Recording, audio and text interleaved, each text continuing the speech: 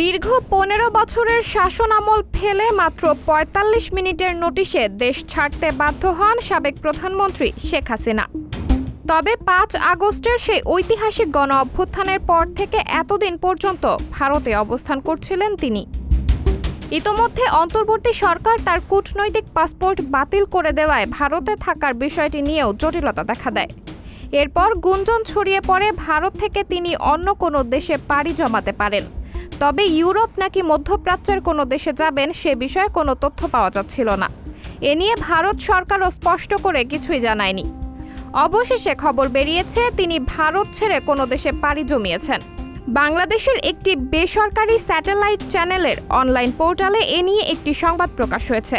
সেখানে দাবি করা হয়েছে শেখ হাসিনা ভারত থেকে মধ্যপ্রাচ্যের দেশ সংযুক্ত আরব আমিরাতে গেছেন। ওই প্রতিবেদনে উল্লেখ করা হয় দেশটির আজমান শহরে তিনি আশ্রয় নিয়েছেন বলে ধারণা করা হচ্ছে।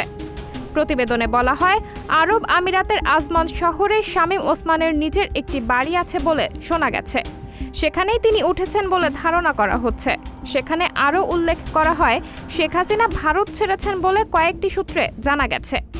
এর আগে শামীম ওসমানকে দিল্লিতে নিজামুদ্দিন আউলিয়ায় দেখা যায়। সেই ছবিও গণমাধ্যমে আসে। এর কিছুদিন পর দুবাইয়ের একটি শপিং মলে দেখা মেলে শামীম ওসমানের। সেখান থেকেই ধারণা পাওয়া যায় সংযুক্ত আরব আমিরাতে অবস্থান করছেন শামীম ওসমান। সম্প্রতি তানভীর নামের এক মার্কিন প্রবাসীর সঙ্গে শেখ হাসিনার কথোপকথনের অডিও ভাইরাল হয়। সেখানে শেখ হাসিনাকে বলতে শোনা যায় তিনি দেশের খুব কাছেই আছেন, যেন চট করে ঢুকে পড়তে পারেন। এদিকে শেখ হাসিনার বিরুদ্ধে দেশে শতাধিক হত্যা মামলা হয়েছে। ফলে ডক্টর ইউনূস সরকার চায় শেখ হাসিনাকে দেশে ফিরিয়ে এনে বিচারের মুখোমুখি করতে। সাবরিনা জলিল, সবার কথা।